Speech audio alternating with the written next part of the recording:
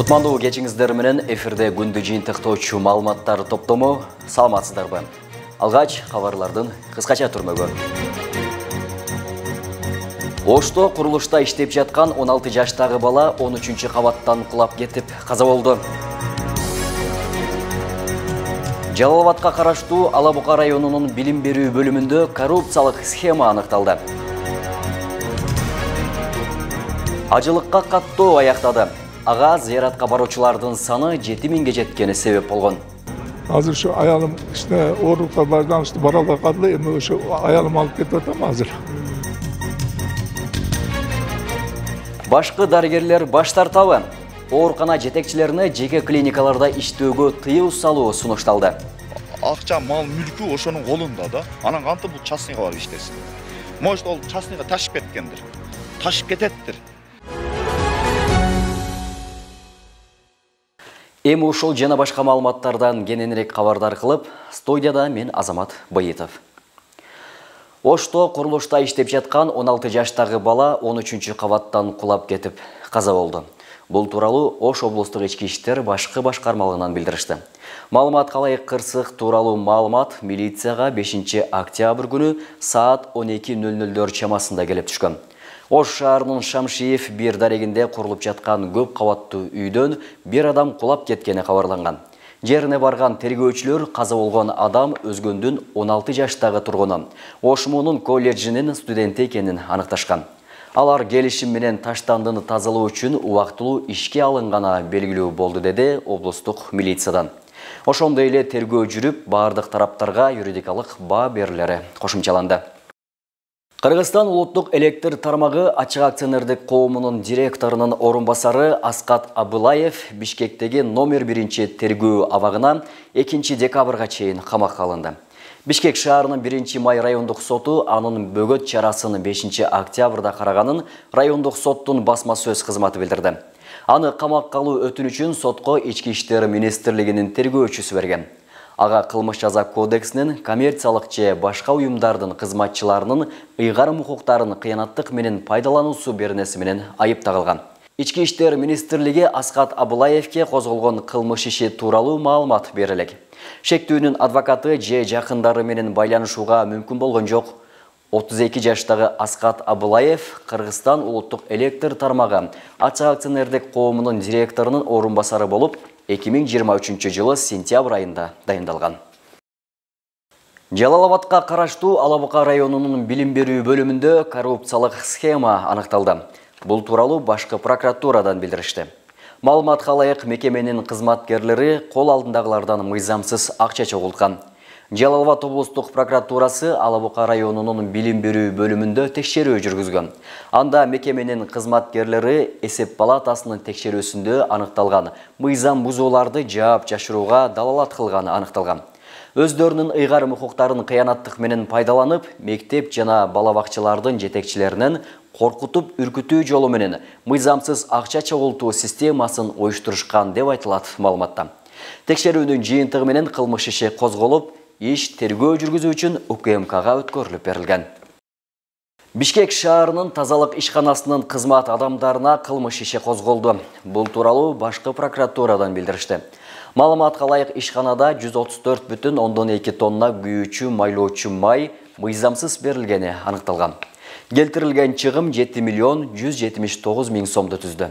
Ишкананын жооптуу кызмат адамдары 2022-24 жылдарда мыйзамсыз буйруктарды чыгарып, ишкананын айрым кызматкерлери менен формалдуу келишимдерди түзүп, күйүүчү майлоочу майды өздөрүнүн жана башка адамдардын жеке кызыкчылыгы үчүн колдонуп келишкен деп айтылат маалыматта. Кызмат абалынан кыянаттык менен пайдалануу жана ишенип берилген мүлктү ыйгарып алуу же коротуу боюнча кылмыш иши козголуп, тергөө жүрүүдө.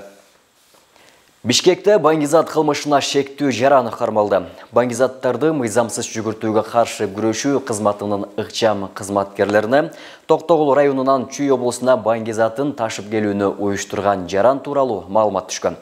Бул факты боюнча кылмыш жаза кодексинин 283 беренеси баңги каражаттарын, психотроптук заттарды жана алардын аналогдорун сатуу максатын көздөбөстөн мыйзамсыз даярдоо боюнча кылмыш иши козголду.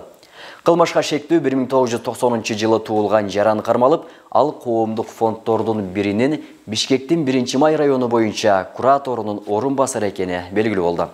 Шектүү убактылуу кармоочу жайга киргизилген. Тергөө иштеринин алкагында кылмышка тиешеси бар башка адамдар да такталууда. Кармалган адамдын жанынан гашиш салынган 2 ширеңке кутучасы табылган. Жалпы салмагы 23,81 граммды түзгөн. Жогорку кеңештин депутаты Дастан Бекешев такси кызматына колдонулган оң ролдуу унааларды жарым жылдын ичинде сатып жиберүү туура чечим болоорун айткан. Кечээ парламенттин комитети таксилерге лицензия берүү мыйзамын биринчи окууда жактырды. Ал кабыл алынса, оң ролдуу автоунаалар менен такси кызматын көрсөтүүгө тыюу салынат. Менимче, бул жолу такси ишмердүүлүгүн лицензиялоо мыйзам өтөт. Жол кыймылынын коопсуун камсыз кылуучу башкы башкармалыктын демилгесин 3-чү ирет карап жатабыз. Мында ал өтүшү керек. Анткени депутаттарды экономикага караганда коопсуздук маанилүү экенине ынандырышты. Сол рөлдүү автолорго өтүү зарыл, деди эл өкүлү. Кыргызстандагы таксопарктардын 50-60% оң рөлдүү машиналар түзөт. Оорукана жетекчилерине жеке клиникаларда иштөөгө тыюу салуу сунушталды. Бул багыттагы мыйзам комитет жыйынында биринчи окууда жактырылды. Мындай чара дарыгерлердин башка жумушка алаксыбай клиникаларда иштөөдөн пайда табууга кызыктар болбош үчүн кабыл алынууда. Мыйзам долбоорун коомчулуктагы кубаттоого алып жатышат. Анткени акыркы учурда жеке клиникаларга кайрылууга аргасыз болуп жатканын айтышат. Сос тармакта жайылып жүрсө да эч кандай чара көрүлбөй атат. Ачык айтып атат кээ биркилер, ооба мен жеке клиникам бар, барып иштейм деп. Бул эмне деген көрүнүш? Оорукана жетекчилерине жеке клиникаларда иштөөгө тыюу салган мыйзам долбоору сунушталды. Анткени оорукана башчылары бир эле учурда эки жерде иштеп, кызыкчылыктар кагылышына жол берилип келген. Мындай чара дарыгерлердин башка жумушка алаксыбай клиникаларда иштөөдөн пайда табууга кызыктар болбош үчүн кабыл алынууда. Муну менен аларга жүктөлгөн жетекчилик милдетин так аткарууга көзөмөл күчөтүлөт. Именно ушул мекемелердин жетекчилери башка клиникаларда иштеген үчүн конфликт интересов болуп, анан ушул кызыкчылыктардын кагылышуусу болуп атат да. Ушуну мыйзам бузулса, мен ойлойм, мындай жетекчилерди сөзсүз түрдө элеген жумуш ордунан кетириш керек. Анткени өзүнүн жумушун так аткара албаса, анда андай адам ушул жетекчи болуп иштебеш керек. Ага ооруканалардын жетекчилерин гана эмес, бөлүм башчыларды да кошуу сунушталды. Айрым дарыгерлер мамлекеттик ооруканаларда кезек көптүгүн шылтоо кылып, бейтаптарды жеке клиникаларга буруп кеткен учурлар жок эмес. Мындай нараазычылыктар бейтаптар арасында да курч бойдон калууда. Эл өкүлдөрү ага башкы дарыгерлердин айлыгынын аздыгын негиз кылып, көтөрүүнү да сунуш кылышты. Мына мен өзүм ушул тармакты түшүнгөн үчүн региондордон келген убакыттарда больнойлор аркылуу чалып жетекчилерди таап албайсың. Издетсең жеке клиникасында болот. Бул эмне деген? Мына мага бир оорулуу кайрылды да, мен бир инсандын эки түрлүү экенин мен ооруп байкадым дейт. Мамлекеттик ооруканага барсам башкача мамиле, жеке клиникага барсам ошол эле адам уже башкача мамиле дейт. Мындай болбойт да. Туура айтасыз. Биз качанга чейин биздин ооруларыбыз кыйналып жүрүш керек? Мен ойлойм да, эгер биз ушул мыйзамды кабыл алсакчы, Айбек Туратович, негизи туура эле конфликт интересов бул жаман. Эми алар деле мүмкүн клиенттерди байкап өзүнүн клиникасына буруп кетет. Ошондо сиз айткандай медицинабыз бир топ каржылардан кургалат. Бирок мен ойлойм, ушу мамлекеттик ооруканалардын жетекчилеринин айлыгын жакшыраак кылып көтөрүп, анан ушул сунушту киргизсек, бул мыйзам жакшы иштейт деп ойлойм да. Болбосо азыр бул же профессионалдуу адистин баары кетип калат.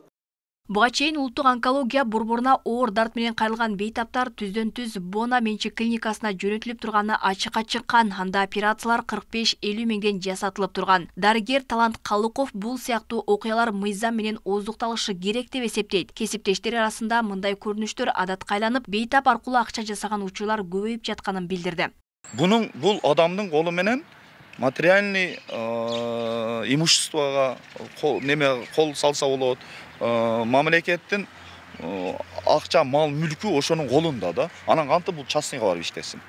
Может, ол частныйга ташып кеткендир. Ташып кететтир. Эми аны карап отурбайбыз да, мына частныйга алып кетип калат дегенде болбойт кыскасы. Анан негизи бул маселени мынау бөлүм башчыларга карата иштеш керек да.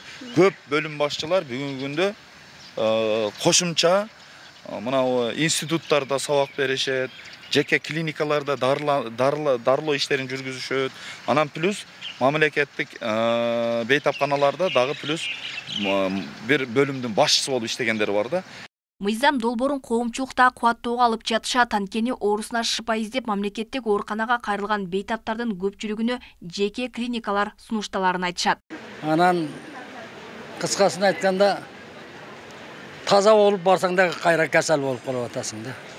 Анда бул жака ал жака жумшайт. Анан сразу эле ошо частныйды неме кылат да. Ушунда барып жат, ушунда жакшы, ана мына деп. Бул болуп элаткан иш. Жеке айрымга көбүрөөк кылат мисалы. Ал ушунтончол. Ал бербейт билгени кылат турула. Мисалы өкмөт пайда, налогчу башка ал төлөйт ал. Пайдасын. Көрүнгөнү барганда анализди алат. Анан палан жерге барсаң, ушунда жакшы, бу жерде место жок дейт. Анан барсаң, ал жерде место бар. Доктурлар приглашать этет. Долбоор комитет жыйынында талкууга алынып колдоо тапты. Учурда оорукана жетекчилеринин айлыгы орто эсепинен 20-25 миң сом. Ал эми бөлүм башчылардын маянасы орто эсепинен 30 миң сомго чейин. Бүгүнкү күндө өлкө боюнча жалпысынан 193 мамлекеттик оорукана бар. Алмагүл Байгызы, Адилбек Абдакимов, Ош ТВ.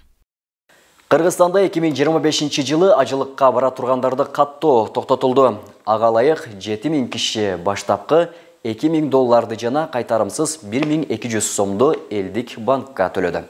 Сауд Аравиясынын ажылык жана умра министрлиги 2025 жылдагы ажылык үчүн Кыргызстанга 6000 квота бөлгөн. Учурда Ош шаары боюнча 841 адам ажылык акысын төлөп каттоодон өткөн. Тажиматов Азиз Ош шаарынын тургуну, ал ажылык сапарга баруу үчүн баштапкы төлөмдү төлөп, эми жандуу кезекке туруу үчүн келген. Каарманыбыз мындан 5 жыл мурун да ажылык сапарга барган. Быйылкы жылы да каттоого туруп, 2025 жылкы ажылык сапарга жубайы менен барууну ниет кылууда. Бул адам өмүр бою арзулаган нерсе да, бул адам муну канча 10 жолу барса да дагы баргысы келе берет. Эми Кудай насип кылып барып, мен барып келгенмин. О, пандемиялардан мурда барганмын. Азыр şu ayalım işte oruka байланыштуу бара албай калды, эми ошо аялым алып кетип атам азыр. Ол аялым эми ого махрам керек да, ошого мен өзүм алып кетип атам. Кудай берсе эми неме кылып. Бул сиздин экинчи барышыңыз келет. Мен экинчи барышым болот. Эми аялым биринчи барышы болот. Эми буга 5-6 жыл болуп кетти да биз барган. Мен өзүм жалгыз барганмын онда. Ол ооруп калып бара албай калдылар.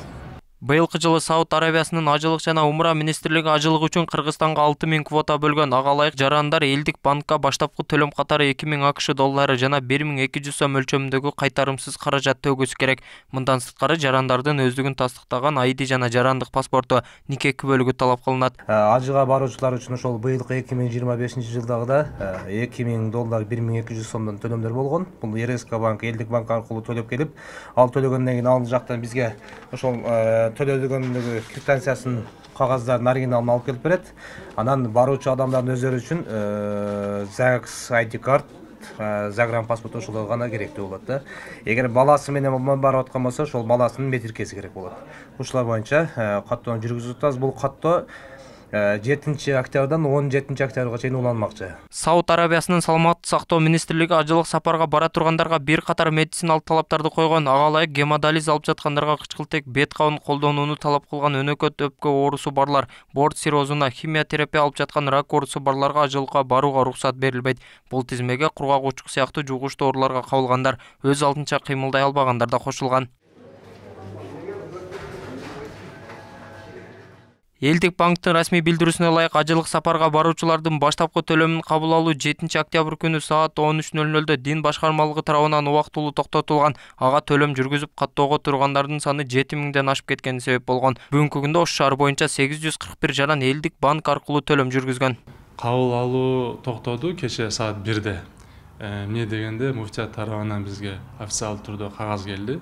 Кабыл алуу убактылуу токтой турсун деп. Эмне дегенде төлөгөндөрдүн саны 7000 адамдан ашып кетти. Азыр эми ошол боюнча иш чаралар көрүлүп жатат. Бизге муфтият тарабынан кагаз келсе, список менен же улантабыз, же токтотобуз, өтпөбүз, ошо тизмеге кирбей калгандардын акчасын кайра кайтарып беребиз. Белгилей кетсек, Сауд Арабиясы 2024 жылдагы ажылык сапары үчүн Кыргызстанга 6060 квота бөлгөн. Ажылыкка баруунун акысы 3750 АКШ доллары деп бекитилген. Быйыл ажылык зыярат 14-19 июнда болгон. Ажылык ислам дининдеги негизги 5 парыздын бири.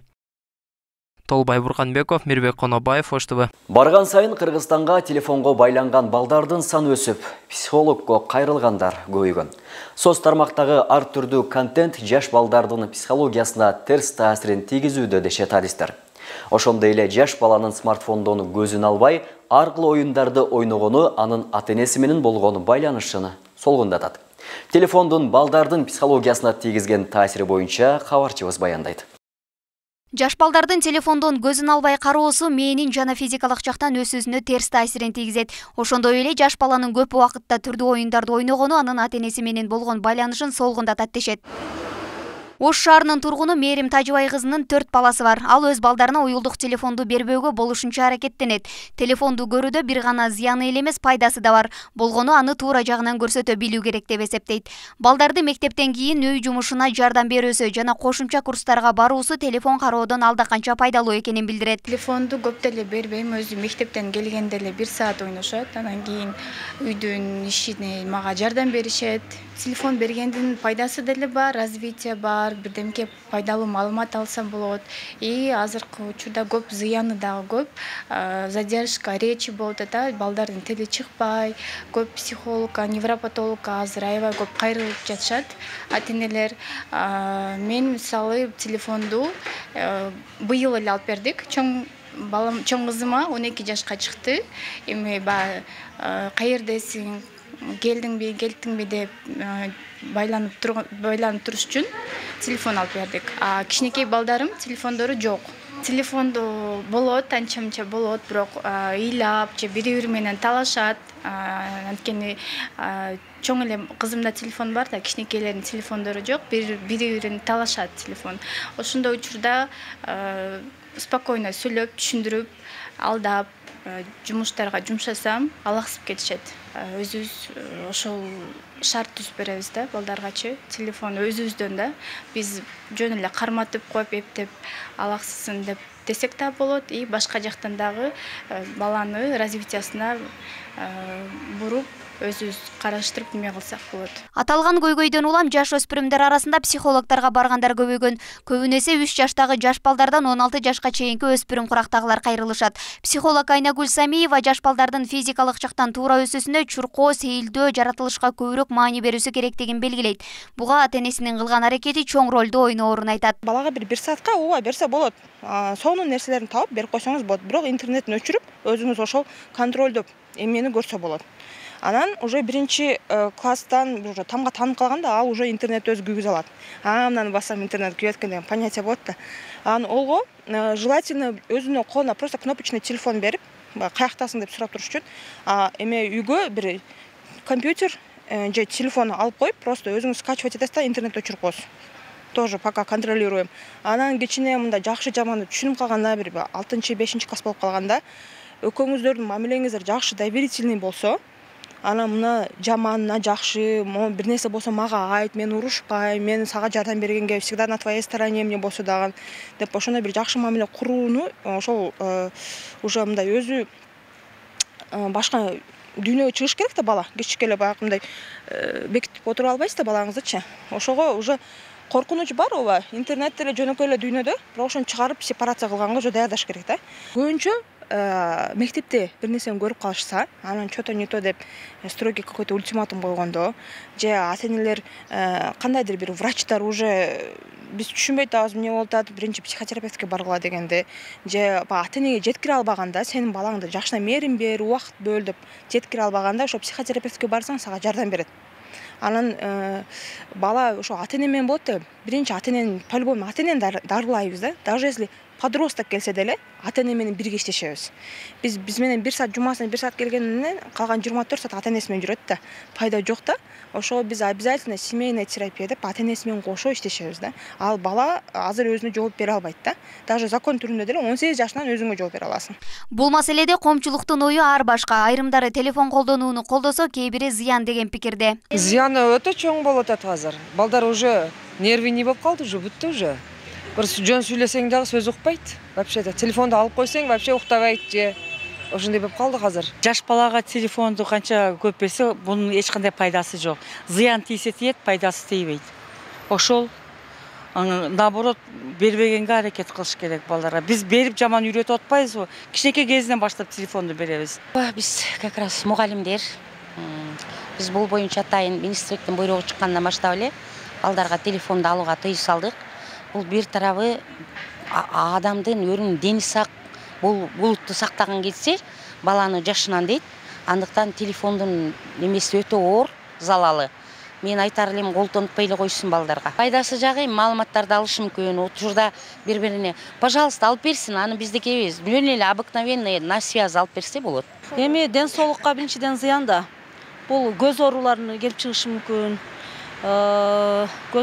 Андан сырткары мына саак окуп атканда дагы бир топ убакытты телефондогу пайдасыз эле нерселерге, оюндарга көңүл бурушу мүмкүн да балдарчы.